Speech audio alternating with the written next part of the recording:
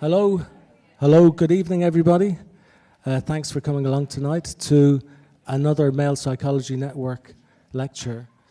The Male Psychology Network, as some of you will know, has recently expanded and grown to become, to have an offshoot, the Male Psychology section of the British Psychological Society. So we're hoping that all the good things that have been coming from the Male Psychology Network are going to be coming amplified through the section. And obviously what we're interested in mainly is a lot of the issues that are facing men and boys in terms of mental health issues. We, I think, all know about the high rates of male suicide and the high rates of substance abuse, the levels of incarceration of men, which may be related to mental health issues too. Little of this is investigated in mainstream psychology, unfortunately, so what we're hoping to do is shed some light on what's really happening. Now, one of the areas that you hear very little about is the area of false accusations of sexual abuse against men, and happens against women too, but more so against men. Now, I mean, personally speaking, I can only imagine the horror and trauma that would be involved in being accused of something that I think almost all men consider a kind of sick and horrible thing to do. I don't think any men are kind of respecting of sex crimes by other men. And so the shame and stress that is associated with being falsely accused of something like that is it's the kind of thing that I'm looking forward to hearing about tonight, because it's the kind of thing that in none of my training or none of the lectures that I've been to as a psychologist have I come across this topic before. So I think it's a very important thing that whatever you're learning here tonight, do pass it on to others who you think might be interested, professional psychologists, carers, therapists of any kind, anybody who you think might be interested in this topic, because it's so important. Now, we're very lucky to have somebody who's been working right at the very center of trying to help men who are going through these sorts of issues. And in some ways, I mean, what you're going to find tonight is that Margaret Gardener is somebody who's spearheading something that's not necessarily the most popular of topics ever. Like it's not everyone's favorite charity or anything like that. And so it's something that's not funded, it's not recognized very well, very widely, but I think nonetheless is a hugely important work. And Margaret herself has got a kind of a rich history of kind of, you know, personal experiences, and started off as an emergency nurse, which, you know, obviously will have exposed you to a lot of the traumatic things that happen in a human life. Has worked abroad, lived abroad, and I think a lot of these experiences have probably helped you to become the kind of person who's grounded enough to be able to cope with the kind of stories that you hear, and be able to help people in a kind of an empathic sort of way. And you can tell us about your own experiences, perhaps too, of all of these different things. So, without me going on any further, I'd like you to put your hands together, give a very warm welcome to Margaret Gardener. Thank you.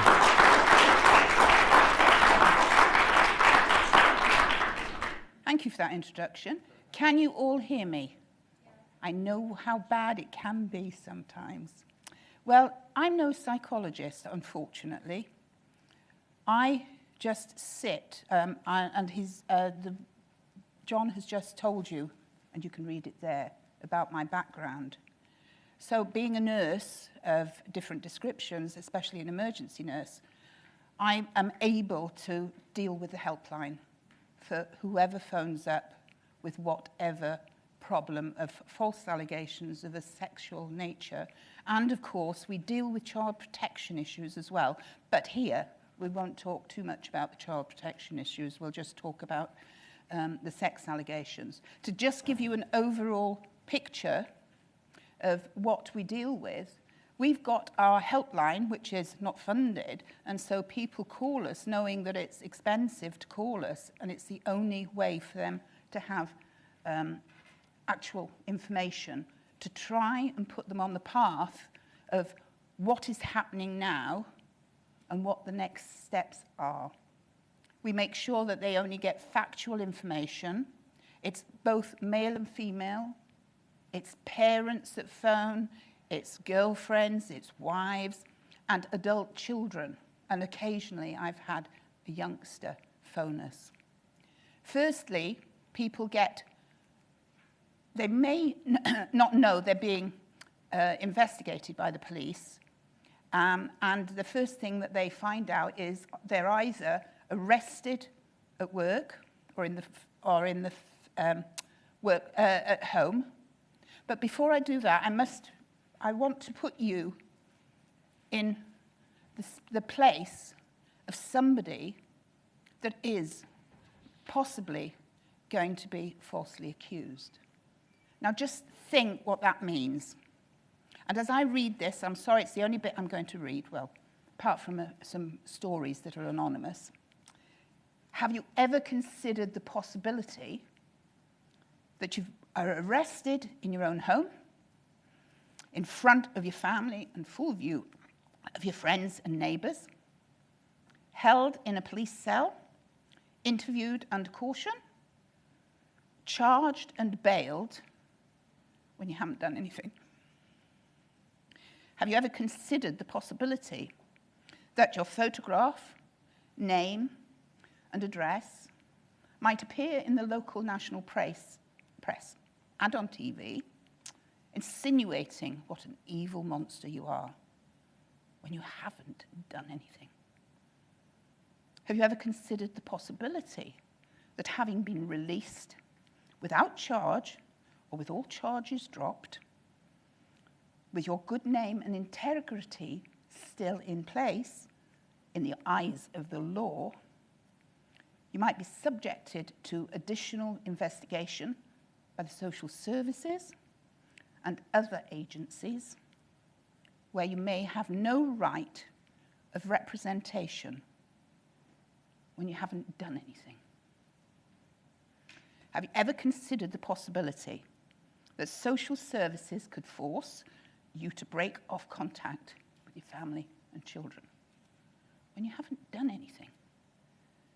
Have you ever considered the possibility that without proof, evidence, witnesses, or corroboration, you could be convicted and sentenced to several years in prison when you haven't done anything? Now, from your perspective, put yourself in that position.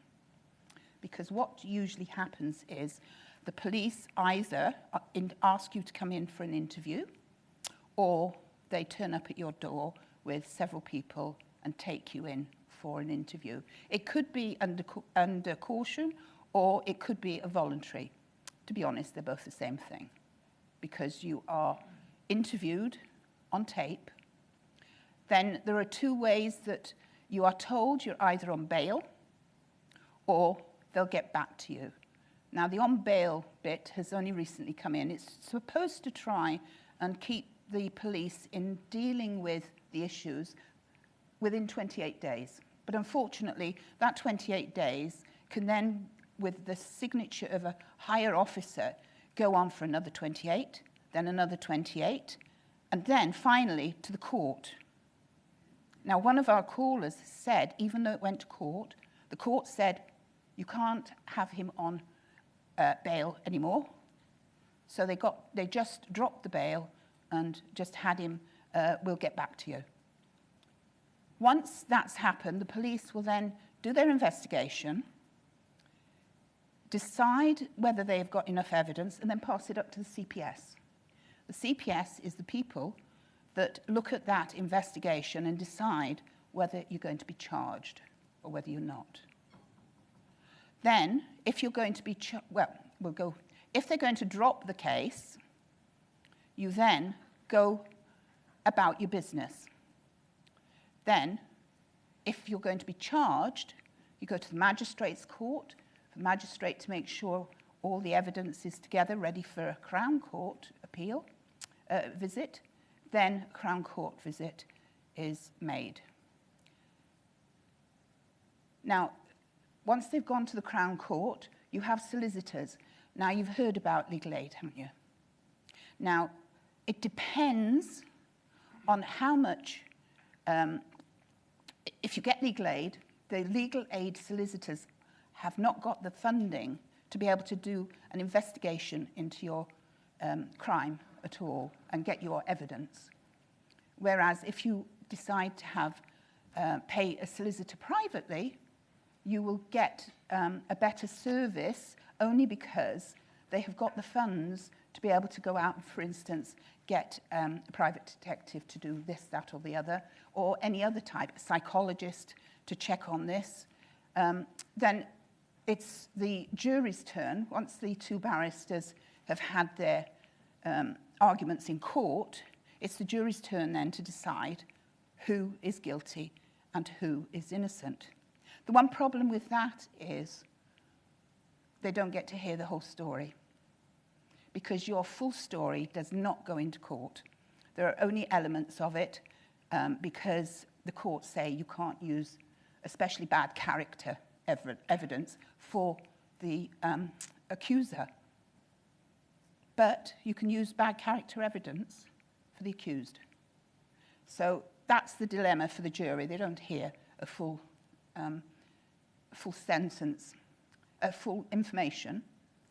Then the judge is there to sum up both cases, and when he's summed it up, the jury make the decision. Now, it could be not guilty, and they go back into society. I'll talk about that later. Or they go into prison. And going into prison is quite hard. Now, remember, you're thinking, well, what the hell would I feel like in this position? I've just been accused. I've just been found guilty. So how am I going to feel? Then they go into prison and they suffer, because they maintain their innocence, they suffer quite a lot of problems from the prison service, because the prison service has to take it that they've been found guilty, so they are guilty. Now, they will not recognize the fact people are falsely accused. And so they go through their prison sentence, they come out the other end, and still the organizations, because they've been found guilty, treat them as guilty. And they come into society, they're monitored for a certain period, and then they're left relatively to themselves. But they can't go home necessarily. Now, just think, going through all that, how is it going to affect you? Well, when they come to our helpline, the first thing they do is practically break down. They talk to us, because there's myself and two other people on the helpline, because we cannot get the volunteers that are in the right frame of mind to be able to help with the helpline. And so they come to us asking for advice, often crying, and asking to be referred to psychologists, well, often asking to be referred for their nerves, for how they're feeling. But we have nobody. They've only got us to listen to, because at least we believe them. We can suggest they go to their local GP, but because of the trauma of this type of crime, the GPs can't necessarily do much. They can refer them to their counsellors. We've got a national-wide counsel service that we refer them to as well. And then we've got my mobile, because for the ones that cannot get over that initial problem of being really wanting to commit suicide or are so stressed, they can phone me anytime, day and night, on the mobile. It helps them. But then we tell them how to go about doing things. We also provide a couple of solicitors' names for the nearest area they're in. Now, we only give a couple because I've had problems in the past where I've just given names and names and names, and people are just going around in a circle asking solicitors what to do. You know, oh, I don't like him, so I'll have a go with him. So what we do is give them 2 solicitors for them to go to. Now, the thing is, people don't often come back to say how they're getting on. Only the ones that are really down and use my mobile. But occasionally we get families coming back and saying, thank God you were there. He can at least talk to us now. Because that's one of the things. I'm saying he, but we have got she's as well. So excuse me for using the male term.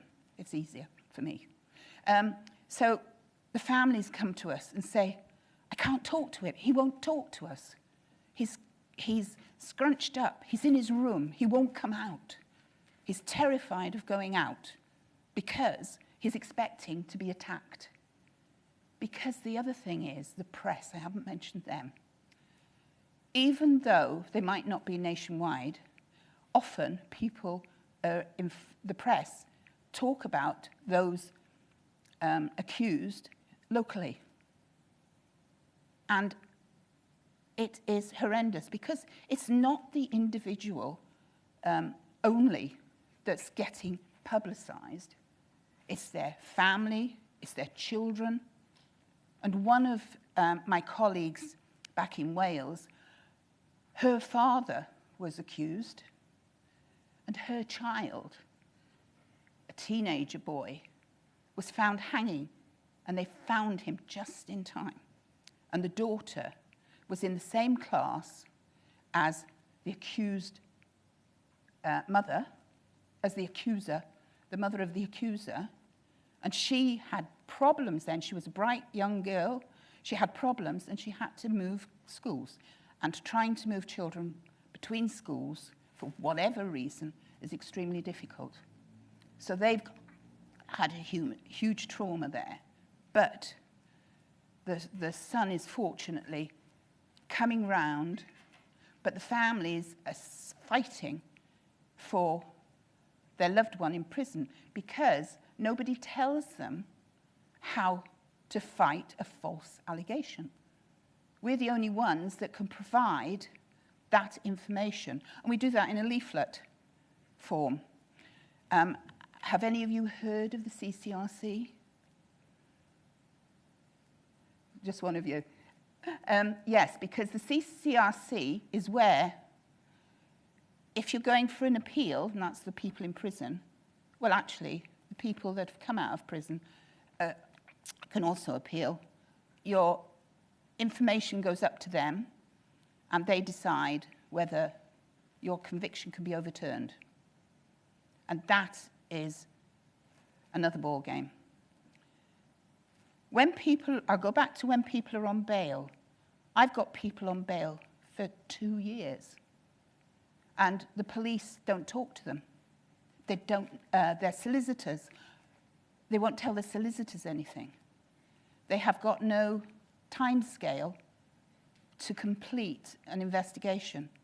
And this is why so many are so destroyed at the beginning by going through that system. Now, if they get the charges dropped, do you think they're going to be okay? No. You get people saying, oh, great, it's dropped. You can get on with your life now. Like heck, you can't. Because I've got them coming back years after. Something's been said in the media, and they're back to the beginning. They're back to their trauma. And most of them get PTSD. And it is, you normally think of PTSD with soldiers, male and female. But it also is with this. Even with my helpers, my voluntary people, I say mine, it's not mine, FASO helpers and volunteers, most of them have had either themselves or family go through it. And that's the sort of person we need, because unless you've been there, you have no idea whatsoever what the pressures are on you. Can I just read you a couple of things that people have written to me? And I won't go through the whole thing, but I think I've just taken you, I'll go for the first one. This is a young man, and it's starting off with him being accused, being kept, not on bail because he was put into prison on a temporary measure, and then going through the whole system. He's out now. He's on, and he's under the protection, public protection. And this is the sort, I've just taken out his words of the stress that he went through. When he was arrested, he couldn't believe it. It was a very stressful time. I felt confused and angry. This is their words, remember, that's why I'm reading it. There's nothing you can do but cry your heart out. I witnessed assault and abuse on others when he was on remand. He was threatened himself quite a few times, and this, I'm afraid, is what I've got off others. But when he was found guilty in court, the staff tried to keep him calm because he was so distressed. He was numb. He then was put in prison with a person with huge psychological problems. And whilst he was there, he still suffered threats and abuse. He then went to work and promoted to a technician. And again, while he was there, he witnessed assaults. Now remember, you're in this position. What would you think? One was quite brutal and unwarranted. I had to give a statement to appear in court, but fortunately, he then admitted it, so he didn't have to go.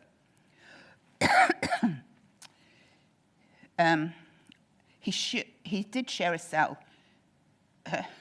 with a person that he really got on with. But that person, after 6 months, he supported him while he was dying.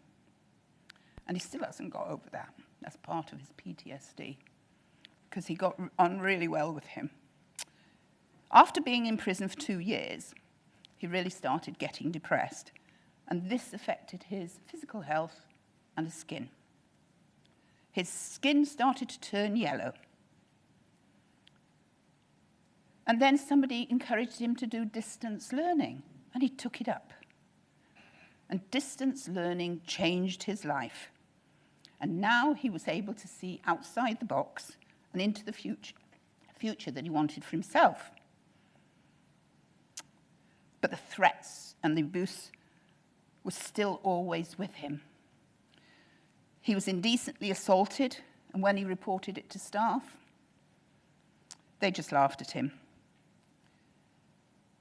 When he went to the parole board, this is where you get examined to see if you're safe to come back in society. And with that, nowadays, you are also, you have a lie detector test. But that's the only time that the prison service will allow a lie detector test when you come out to society. They won't do it at the beginning when you are being investigated. 18 months after the first refusal, he was able to come out 18 months after that on his second hearing, but he still had to wait 4 months. He then was sent 250 miles away, and he didn't think it was too bad, but the PTSD, the threats of the abuse, was still with him, and he was still suffering from that. But there was nobody there to give him any mental help. In fact, it wasn't diagnosed because they don't seem to diagnose it in prison. And he hadn't been, because he was only temporary there, he hadn't been to a doctor. His life started getting better, and he was sent to a bedsit. And in that bedsit, he was there for 7 months, settling down nicely. And then suddenly, he was moved as an emergency because somebody had recognized him in the town, and it was all over Facebook. So with this PTSD he's got, well, sorry, I'm not a psychologist, but this is what he has now been psychology, he's now been assessed as with PTSD. But with his being so upset, it's a wonder. He was then moved away. He was away again, a long journey on his own in a train. He went to accommodation that was that the parole had given him. Then he came back to another part of where he lived. And at the moment, he's now living in a flat, nice and cozy, single flat. He's trying to get his act together, and he did all those courses, so he's got a plethora of academic courses, and so he's trying to get jobs, and unfortunately it's very difficult because he's got this prison sentence on his DBS, and because of that there are lots of jobs that cannot take you. Also, his PPU, Public Protection Officer unit, have to agree what he can do. So he's limited, but he's trying to keep his strength there. But this is what he said at the end of it. I'm not happy. I suffer regular flashbacks and nightmares. When I get on a bus, I want to get off at the next stop. Sometimes, when I walk to the local shop, I stop and go back home. You could say that I'm afraid. You'd be right. I'm terrified of going back to prison. I'm terrified that I'm going to be blamed for doing something I haven't done. I'm terrified in being falsely accused again. Do I get angry? Yes. I maintain my calmness through breathing exercises. My physical health is not very good. However, my mental health is very poor. I can't help it. That's how I feel. Now that mirrors an awful lot of people. And as they go through the different phases, it accumulates. And I can only talk to them on the phone between being being accused and when they go to court, and then if their case is dropped, they still come back to us because they've got another problem, something that makes them even worse. Because if they've got young children, they want to see their families. They want to be back with the families. But they're not necessarily allowed because social services wants to check them to make sure they're not a danger to the children. Now, the jury has found them not guilty. So why? It's understandable that social services do the checks, but whilst they're doing the checks, they're not allowed interaction necessarily. Until they've done the checks, then the accused has to often go through courses to prove that they're safe to children.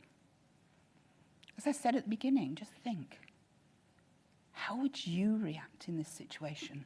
What would you think?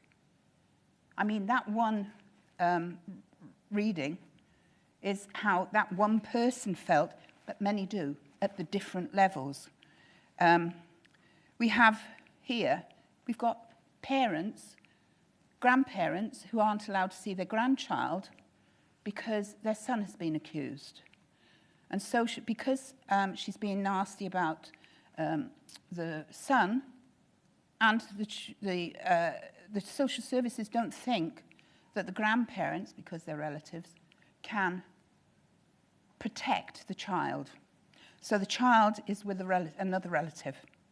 And now, the grandparents want to go for access, and it's all through court. The only trouble is, the court, they have to pay to go through court. And the grandmother on this particular instance says they've paid 10,000.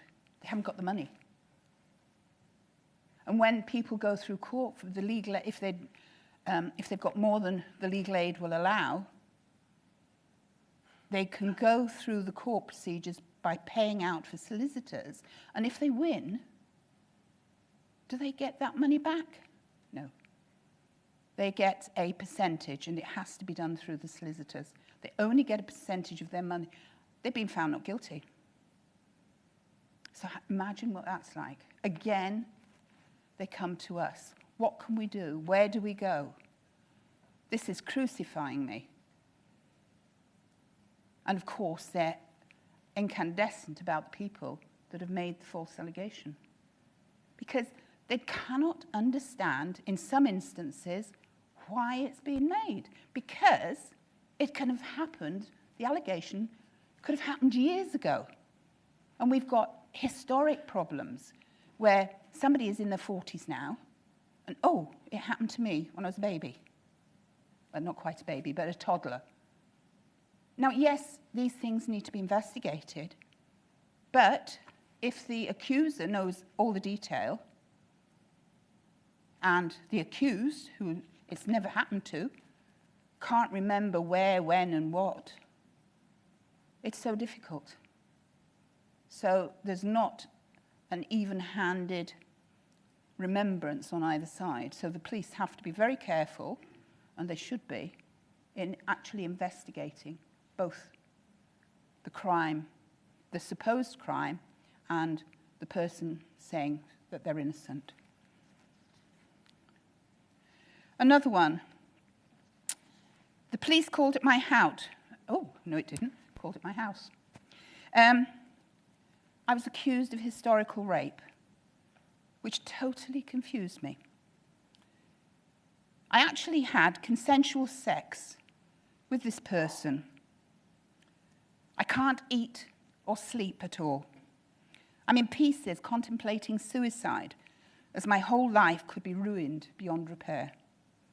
I'm tempted in selling my house on the cheap because he has no money. Another one where he and his wife were accused of harming their 14-month-old child. He tells me they're going through hell. Again, this is another common one. They took him to A&E on the advice of the doctor. The first doctor said, oh, he's got a fracture, it's quite common, you can go home. But then a second doctor decided to look. And then the child was x-rayed, had a body x-ray, and they found, it was a skeletal survey, and they found a few more broken bones. Now, you've heard about this in the press. But a lot of the time, that is an inherited illness, but they don't find it out before social services become involved and take the child. So what they're needed is to investigate before they take the child. They understand why the investigation goes on. They're happy with that. But he's now, the child has now got an interim care order and lives with the auntie up the road. And they don't really know what's going on. They're not really told what's happening. And again, they come to us. We've got a family unit, which is just started up. I mean, I used to do the family unit up until court because my area of expertise is not in the court on the family side. But we've now got experts that have been through the family side court and know what they're talking about. And we're setting up a advocacy service to help parents prepare to go for through social services investigations, to be there to make sure that they're looked at properly. But, as they say, the whole situation is devastating, and they feel as though they're being treated guilty before they're even found guilty. And the last one was a nice 20-year-old He was accused at 18, and he's been on bail ever since. He's petrified. He's at uni. He had a couple of voluntary jobs, which he was quite high up in and loved doing. He's extremely well supported. He was released under investigation, and the bail extension was denied, but he's still under investigation, and this is 2 years on. He had to take a year off his studies, and he can't face opening up to his family and friends because he says they're sick of it. They don't want to hear it. It gets them upset. So as you see, it's not just the accused, it's the whole family, if they're supporting him. Because sometimes the families are broken down. And just imagine what that's doing to the children and the partner. Because, no, I won't go into that. He had a second police interview, and the statement that was made to him, he's absolutely dumbfounded because he could never do any such thing. He's saying his entire life is being ruined by this. I'm not coping.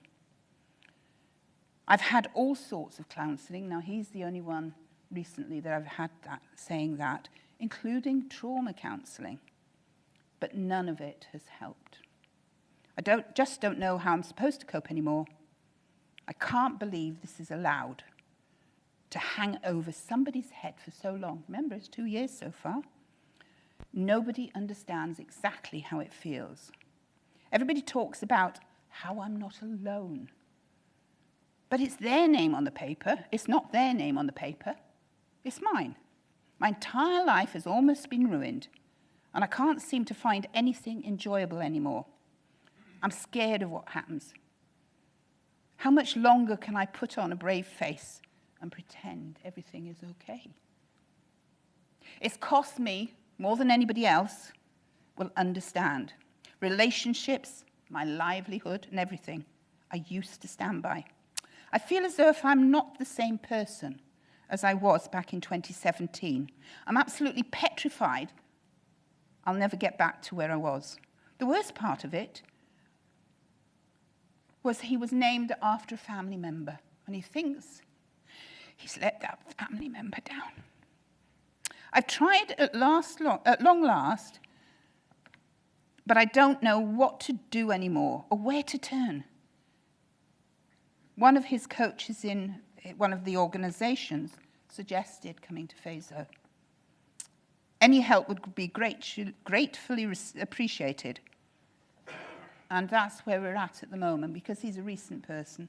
So I haven't asked him yet whether what we do is useful to him. And just talking to us helps. But I've had feedback off many, and they said if you hadn't have been there, we'd have committed suicide. And in fact, one mum phoned me up. What can I do? My son's he's only 15, he's got ADHD.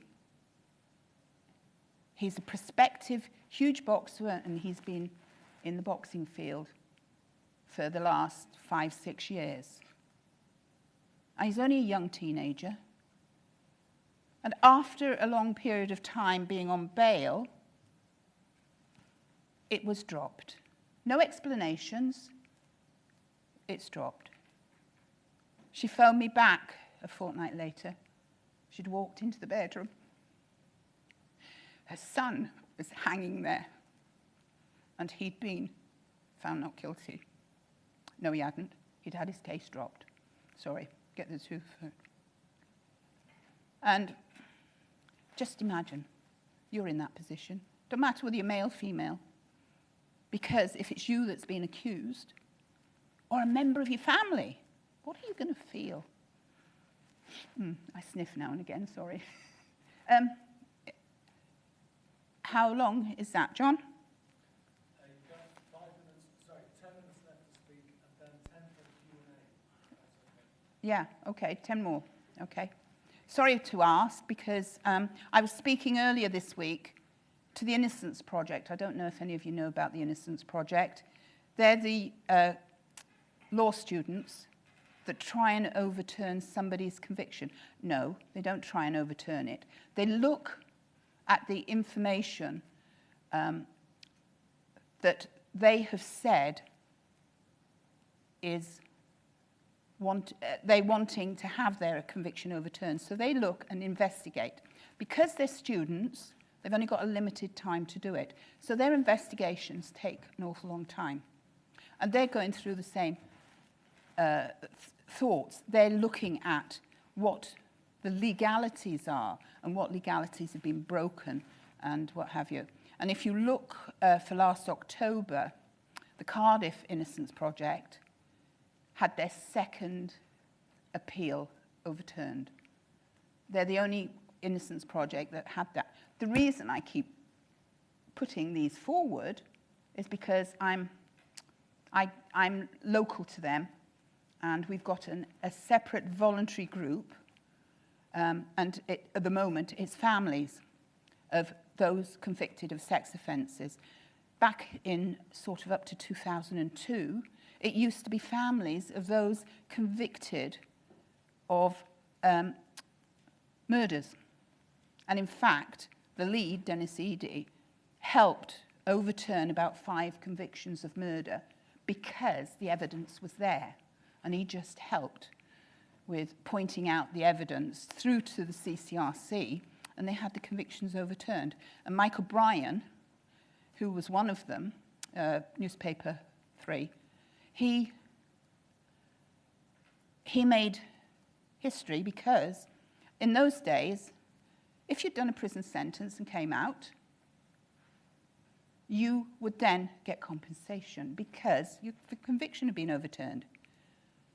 But when he did that, he got his money, and he immediately got a bill for the number of years breakfasts he'd had in prison.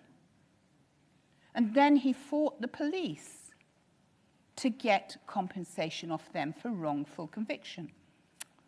Now, they said that they haven't done it, but he was paid an unannounced sum, which is often the case. So now he goes round talking about what happened to him in prison. And whilst he was there, he lost a child, he lost his father, because when you're in prison, you can't go to funerals usually, only on certain occasions. So just imagine, your member of family dies. You're not allowed to go to a funeral. How is that going to affect you? You see, I'm not a psychologist, so I can't say that. All I can tell you is what people tell me. And I try to talk to them and explain certain situations. And having been an emergency nurse in the past, I mean, I've been used to emergencies, medical emergencies, so I've had to talk to people to try and calm them. And that's all I do with these. And that's all we can do, because there's nothing set up for any falsely accused person to go to. We're volunteers. We have to live on donations. The government won't pay us because, as I tell everybody, we're a combination, purely for this area, of victim support, Citizens Advice Bureau, and Samaritans, because we fill the function of all those. And because they're charities, they can't deal with this situation because they don't understand it. And that's the thing. People need to understand that the trauma that these unrepresented people are going through. I saw his 5 minutes. I didn't think I would. We're going to have a question and answer session in a minute. I'm happy to answer absolutely anything. I've been doing this job 16 years, or volunteering, and I haven't seen it all, because I say that, and then the next day, it's the same thing, but it comes in a different package. And that's how we can tell that people are maintaining innocence, because it's all the same language, but different packages. And the stress is enormous. And even talking about it, as you heard, I get a bit carried away. I get a bit soft. But that's the only way to be. If you're hard, you can't do the job. And so everybody gets a single talk. And when people phone the helpline, if mum and dad phone, and son or daughter, each one gets a private conversation. So we're registered with data protection, so everybody has a private conversation. And just to let you know, we've got plethora of paperwork to turn into statistics. We've got 2 years' worth of statistics on the websites. The UWE put that together, but that's the only statistics, apart from academics, a couple of other academics that have put something together. So they put 2 years together, and we've got more than that, but we need funding, or UWE need the funding, to be able to put the rest of it together. And that I need. So I hope that has been useful. And I'm sorry I'm not from your psychiatric side, but thank you.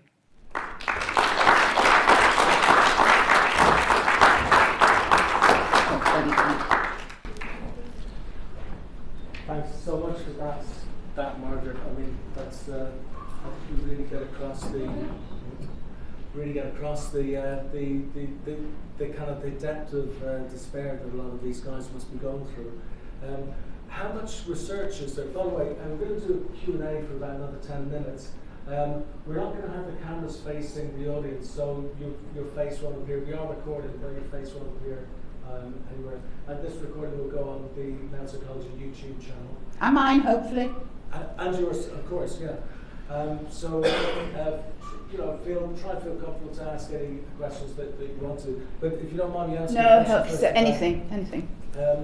How much research is there into, say, for example, the likelihood of somebody falsely accused of a sexual assault becoming depressed or suicidal compared to somebody accused of another type of crime, say theft or? Currently, to my knowledge, none. It's the hidden, what you don't talk about, because the police are doing their job, but they're not accountable for it. The social services are doing their job; they're not accountable for it. They don't account for. They account for the number of people and what they're accused of. They then account for the number that go into court, and unfortunately people looking at those figures say, well, you've got this wealth of numbers being interviewed, you've got this shortage of people going to court, and then a shortage of being found guilty. There's loads of people getting away with rape, with sex allegations, but there is nothing proper in society that measures it. It's all hyperbole. So let's take some questions from the audience in that case. Could we start off with this lady over here? Why is it that you can use bad evidence against the person accused but not the accuser? Because that's the law, and talk to the Innocence Project at Cardiff Uni, because they're quite high on that. You see, I'm not a lawyer, and I haven't got the time to do all the investigations into that, but I know that that's what happens. So an Innocence Project would be good to have a chat to, you know. So I'm awful sorry, I can't entirely ask that. It's just what happens. I can maybe help a bit. Oh, good. They used to be extremely difficult and used to be inadmissible, but I don't know, it's been eroded away. What do you mean? So bad character evidence used to be inadmissible as part of any trial process. So That's right. the idea was that you were supposed to be trialed on any one occasion for the evidence against you at that time, and your previous behaviour was supposed to be irrelevant. But I think over the last 30 years, that's just been eroded. I'm not entirely sure for the reasons, but Yeah, well, it used to just be the defence, anyway. the defence, it still can't be, as far as I'm aware. Yeah. What was your background then with you saying? Oh, there we are, that's good. Yeah. Well, there we go. He's a bit more good with it. This lady over here? Oh, sorry, this gentleman here, sorry. Thank you so much for the talk. It was very informative, and a lot of thoughts have come to mind.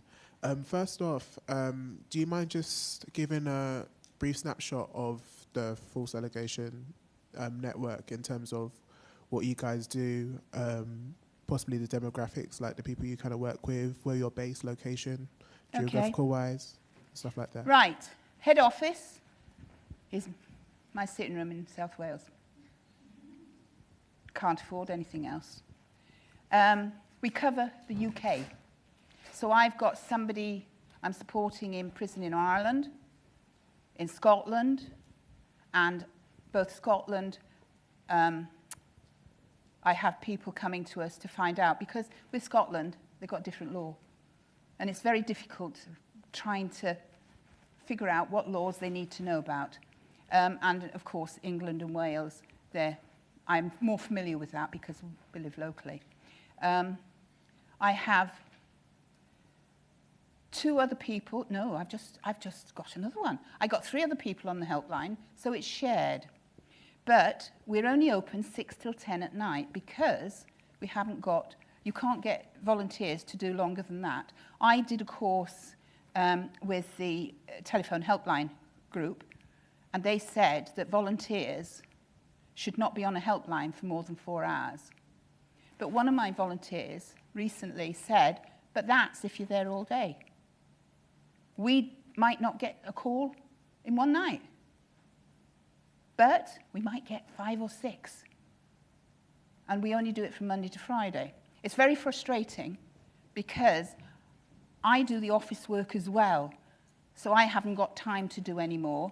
I've tried to get volunteers outside that don't know anything about false allegations, and it doesn't work, you know.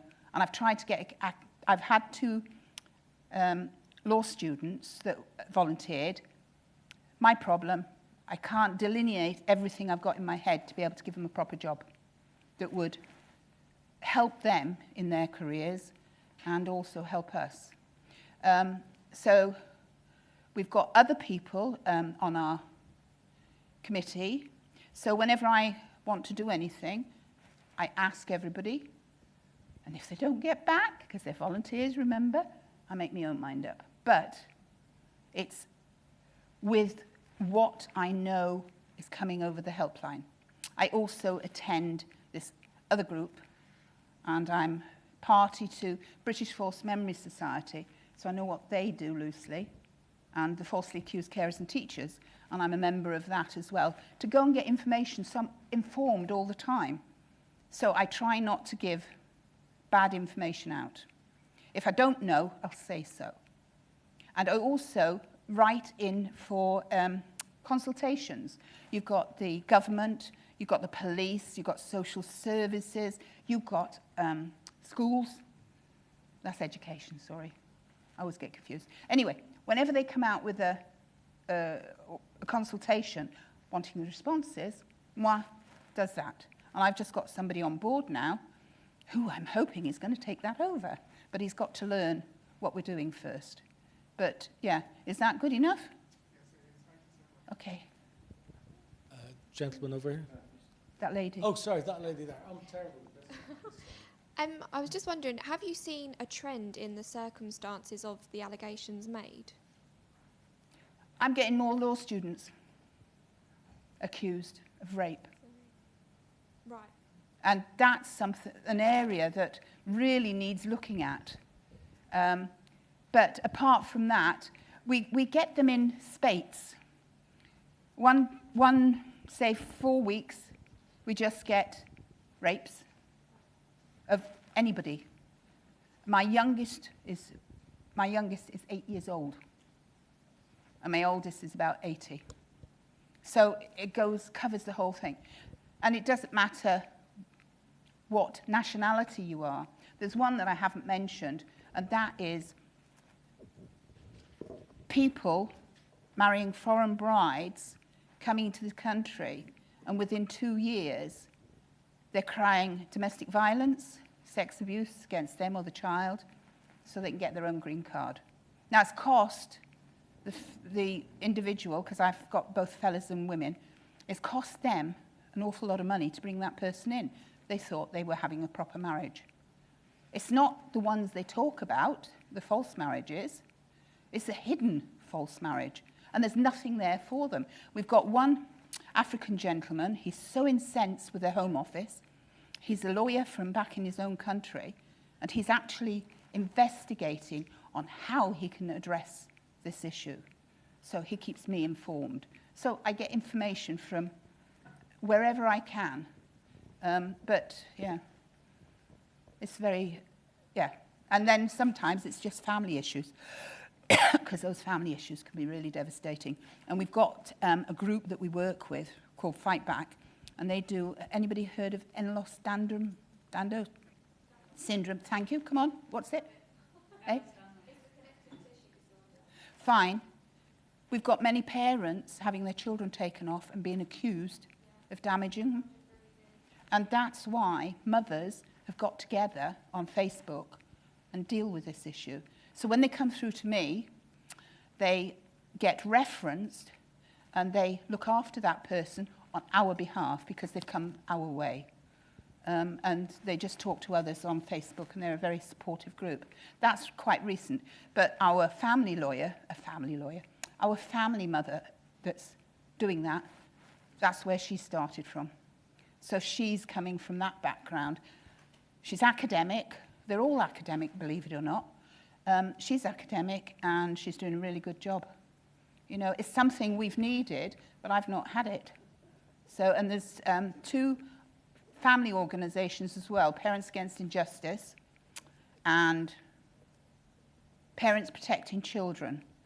So if it's damage to children that the accusations are, I tend to put them to PPC, or I have done in the past, and that's Jan, or I've put them to PAIN, Parents Against Injustice, and Alison. And both parents, again, have been through the system. It's only people that have been through the system that know how to give counselling. You know, I've never been to counsel school, but I've done it with my nursing. So as far as I'm concerned, I'm a counsellor for falsely accused. So there isn't a training course of any kind that people... No? Okay. No, that's why we're starting trying to start up advocacy service for the family side. But there's no training or anything. There's nobody in your positions to be able to send anybody to. So if they... Well, it's just a national helpline for counsellors, and they're just ordinary counsellors. Nothing's ordinary, but, you know, that's all we can send them to. We need specialists, both family and criminal. I agree. There's definitely a need for training. So we've time, I think, for 2 more quick questions. And if one of them can be from a psychologist, would maybe a comment or a question, that would be good. I'm not a psychologist, but I'm a psychotherapist, actually. Might be helpful. Even Margaret, better. Question I've got. Is this likely, do you think, to be a huge growth area, the area of false abuse, wrongful abuse, allegation of abuse? Because I see on your leaflet here of your organisation that about 120,000 innocent adults are accused every year of this sort of thing. That was the government that came up with that figure back in 2000. That's an awful lot of people. And there is no update on that figure, and I'm sure there's more. Because the thing I'm aware of, looking at the website, is that vast amounts of money are being put into rightly supporting victims and asking victims of child sexual abuse to come forward. The one I'm most familiar with is in Lambeth, where there's a very big survivors organisation for some of the children's homes where there have been awful histories and convictions, in fact. But the way it's set up is that the amount of money that's going into supporting that from the the redress scheme, I think there is about £100 million. Now, this is vast amounts of money, and the website there encourages people to come forward, of course, and makes it very easy. And in fact, there's compensation schemes for all sorts of levels, and compensation schemes simply for people who've been in some of those children's homes that have come under the cosh, for very good reason, I'm sure, going back decades and decades and decades. So it's hard to see how there's not going to be, well, in fact, they quote on the websites there something like saying, so far there have been a few hundred allegations, and some have been convicted in the courts, I think relatively few numbers, but we're expecting it to go up to 3,000 people in the next few years. So we're making all this money available and inviting people to come forward and make... That's right. So That's... in a way, the whole culture and society is shifting in the direction, probably for good reason, but of wanting to highlight this and encourage it and facilitate it. Are they? Well, no, because that was done back in 2000, back end of 1900s and 2000s, when the schools in North Wales were given carte blanche, and the youngsters, it was proven, were trawled to make allegations against the former staff. And it still goes on here and there. And that's where the falsely accused carers and teachers group came from, because they are the ones that were done. They also had one of their number who was a historian, and he put together the history of this trawling. And there was an all-parties group set up, and it was found that on the investigations, it was found that the police had actually trawled for people. And now we've got another APPG doing the same thing, looking at miscarriage of justice, which is brilliant because it's increased over the years. But also, we've just been told it's going to be turned into a commission. So we're hoping that that commission on miscarriage of justice, which covers ours, British false memory, falsely accused carers and teachers, and families of people in prison or even themselves falsely accused. So hopefully we've got that to go. Have any of you heard of Liam Allen? Yeah. Right. Well, Liam Allen has set together to do a justice innovation. If you look on the box, justice innovation, he's got 4 meetings. He's had one in Manchester. The next one is in Cardiff on the 23rd of March. There's supposed to be one in Sheffield. I'm not sure what's happening with that. And the final one's going to be in London. And his ethos is to bring everybody together so that, including police, the law, the lawmakers, bring everybody together. So not fighting each other, just sitting down, looking at the law and saying, although this might be the way it should happen, this is what's actually happening, because nobody is ensuring that that's what's actually happening. So have a look at that, the Innovation for Justice and the APPG. Come and join in, come and see, come and encourage your friends that are going through systems. I bet some of you will know somebody that's already going through this issue. Okay, and FASO, as long as it's falsely accused and it's sex allegations. Fantastic. I think, okay, time for just one very quick question or comment, but we need to wrap up quite quickly. Yeah, I'm an expert witness, and I picked up a case where a man was being questionably charged with a sexual offence, and they are querying it and things.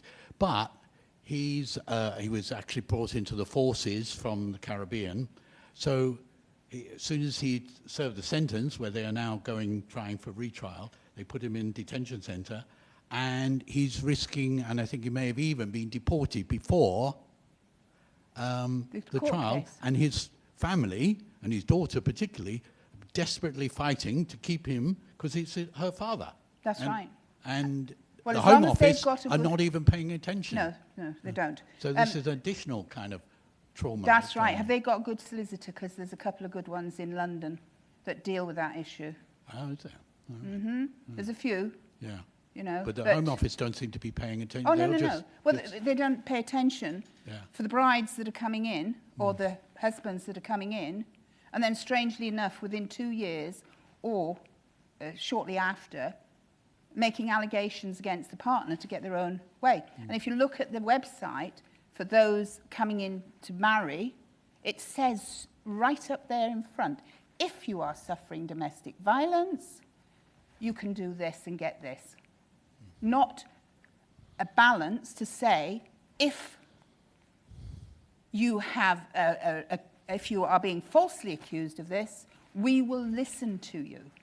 I know the law's got to go its own way, but the Home Office needs to have a post for people in that position so that they can listen to them. I do think you need to be careful not to insinuate, though, that somebody coming to this country is going to make false accusations. Oh, no, I'm not insinuating that, love. I said some. But I think by the same token, the kind of man that might buy a wife might be the kind of man that might beat a wife. So I do think that we can go both ways there. Right, they're not buying. They're paying to bring a woman over to this country. The only reason they're paying is because there's no other way. Some of them have got married abroad. Yeah, I don't want to argue No, about no, it. I know. I just think that you probably need to be whole careful about how web you... forums dedicated to Okay. this particular Yeah. question. But it sounds like you're really talking about a massive problem here, a systemic problem. But thank you for coming up with that to make sure that I'm... No, that's good. No, you need to. I'm not academic, so the arguments are a bit beyond me. Well, I mean, academics should be getting involved and kind of going through the arguments themselves. But it sounds like that there's just a huge problem that's being overlooked. There's not even any proper training available, really, and people like yourself and your volunteers are doing an excellent job. Liam Allen, too, he's doing great things, bring people together to really look carefully and kind of open their eyes and use their common sense and deal with what's going on. But what we're going to do, I think probably a lot of people will want to contact you and find out further information. So what we'll do is put on, at the end of the YouTube video, and brilliant, you've got some leaflets here. So people Sat down all day updating them. Great, excellent, thanks. So people can find out some more about this, and maybe so you might find that people want to help in some way, which I really hope happens. But for now, thanks so much, Margaret, for coming and speaking so eloquently about this issue. Really, really grateful for you taking the time to do so. So please, warm round of applause for you.